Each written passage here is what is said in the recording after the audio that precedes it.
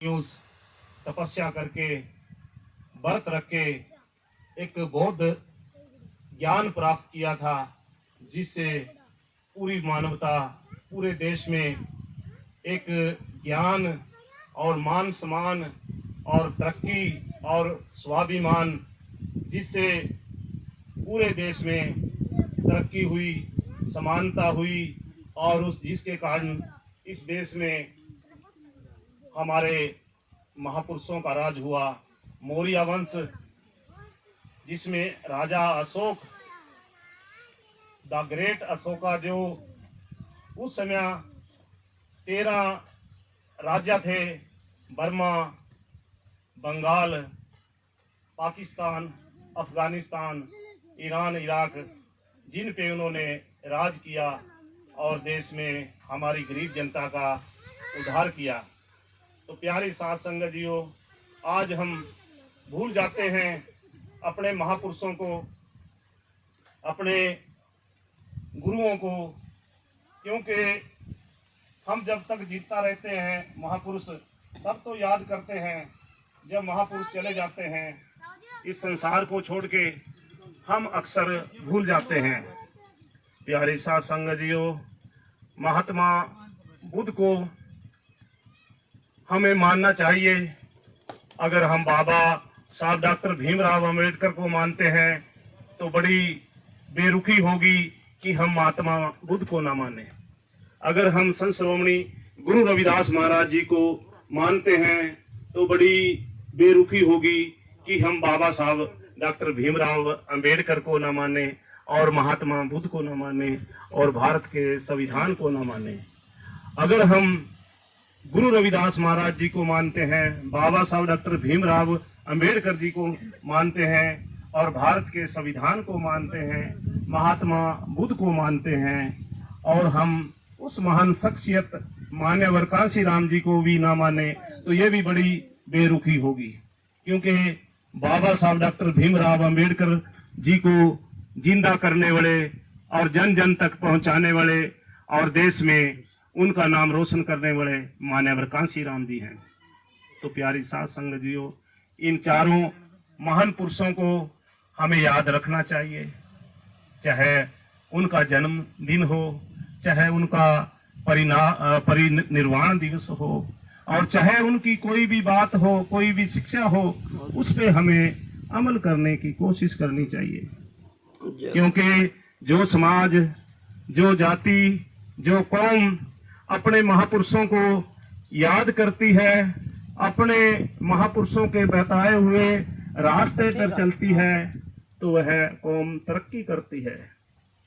क्योंकि गुरु रविदास महाराज ने भी वही बात कही कि स्वाभिमान, स्वतंत्रता, समानता और भाईचारा, जब ये चारों चीजें देश में होंगी, चारों चीजें समाज में होंगी, तो समाज तरक्की करेगा। समाज में लड़ाई झगड़े कम होंगे, समाज में भाईचारा पैदा होगा, हर आदमी को अपना स्वाभिमान और अपनी तरक्की करने का मौका मिलेगा।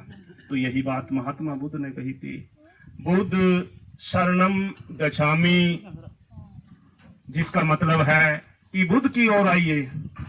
बुद्ध क्या है?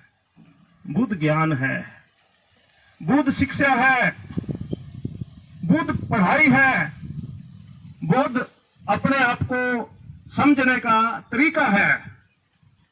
महात्मा बुद्ध जी ने कहा था कि आप मेरी पूजा मत करिए, आप मेरे को मत मानिए, लेकिन जो बात मैंने कही है उस पर अमल करिए, उससे ही आपका भला होगा। तो प्यारी साथ संगत जियो, दूसरा मंत्र उन्होंने कहा था, बोधम शरणम गच्छामि।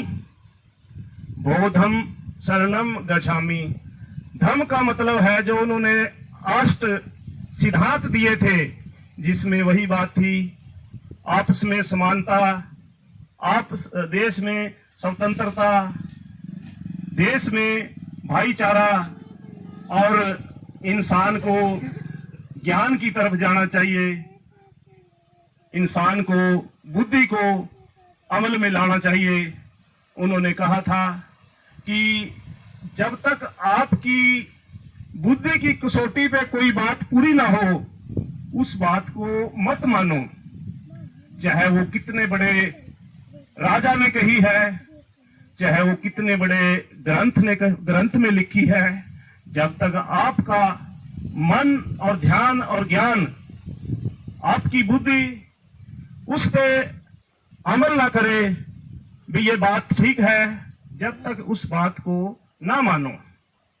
तो तीसरी बात कही थी उन्होंने, बौद्ध धर्म गच्छामि। तो बौद्ध धर्म आपको पता है कि जब बौद्ध धर्म का विकास हुआ था इस देश में, एक तरफ अंधकार था, एक तरफ महात्मा बुद्ध ने प्रकाश किया था। प्रकाश काहे का प्रकाश था? ज्ञान का प्रकाश था, भाईचारे का प्रकाश था, समानता का प्रकाश था, स्वतंत्रता का प्रकाश था। तो उस समय मेरे देश की गरीब जनता को पूरे अधिकार मिले, सभी खुशी से थे।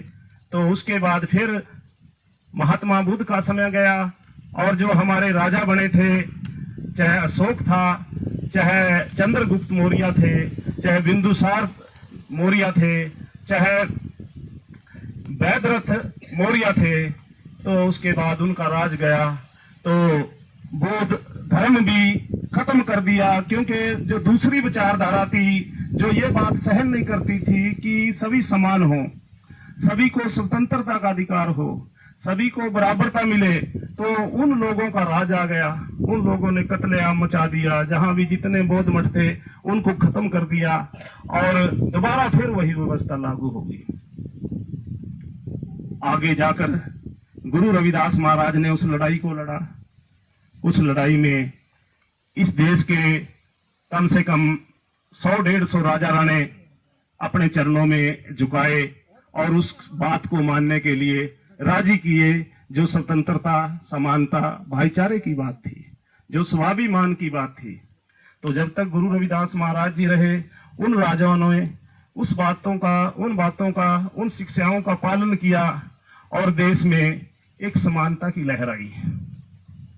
लेकिन जब गुरु रविदास महाराज जी तकरीबन 151 वर्ष का जीवन इस संसार को देके, इस समाज को देके, इस देश को देके, इस दुनिया से चले गए, परिनिर्वाण में हो गए, तो उसके बाद बाबा साहब का जन्म हुआ। बाबा साहब ने भी तकरीबन 68 वर्ष इस देश में समाज की सेवा करी, बड़ी बड़ी लड़ाइयों में बड़ी बड़ी अपमान सहे। उन राजों, उन यहाँ के जो हुक्मरान थे, यहाँ के जो अपने आप को जो बुद्धिमान समझते थे, उनके साथ उस लड़ाई को लड़ा और जिसके कारण आज हम आजाद हुए। आज हमें संविधान मिला जिसमें लिखा है कि सभी सिटीजन, सभी नागरिक इस देश के, सभी को बराबरता का अधिकार होगा, सभी को समानता होगी, आर्टिकल 14 में लिखा हुआ है। और दूसरा, सभी तरह की स्वतंत्रता होगी।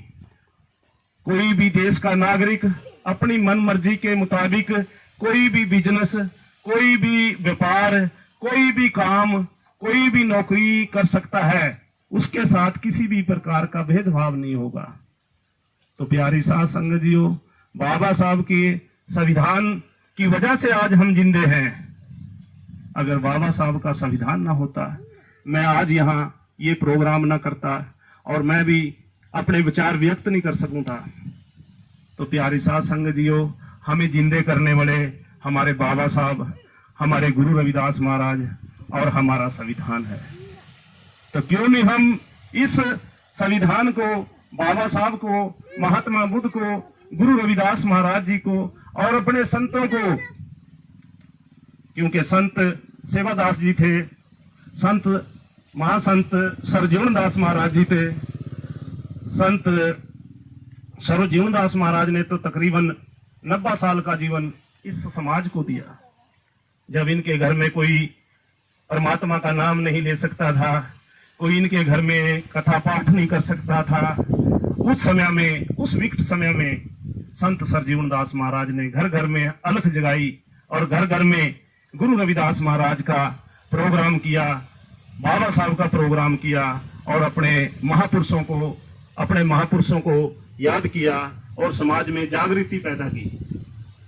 संत सरजीवन दास महाराज भी पढ़ाई की तरफ ध्यान देते थे, सभी बच्चों को पढ़ने के बारे में कहते थे। वो भी तकरीबन 8 भाषाओं का उनको ज्ञान था।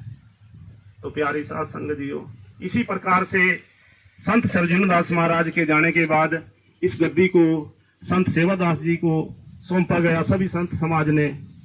तो संत सेवादास ने भी बड़े इज्जत मान से, बड़े तल्लीनता से, बड़ी देखभाल से इस गद्दी की सेवा की और उन्होंने भी वही कर्म जो संत सरजीवन दास महाराज जी करते थे, वही समाज में कथा पाठ, समाज में जागृति, समाज में गुरु रविदास महाराज की वाणी का प्रचार किया।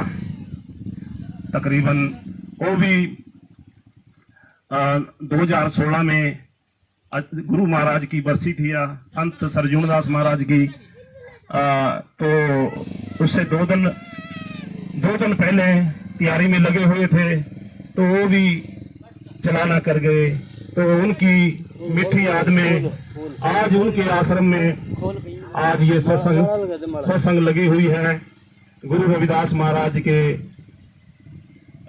गुरु महाराज जी के नाम के संत महापुरुष आए हुए हैं। संत जैन दास महाराज जी, मैं उनका यहाँ पर आने पर बहुत बहुत धन्यवाद करता हूँ, बहुत बहुत स्वागत करता हूँ।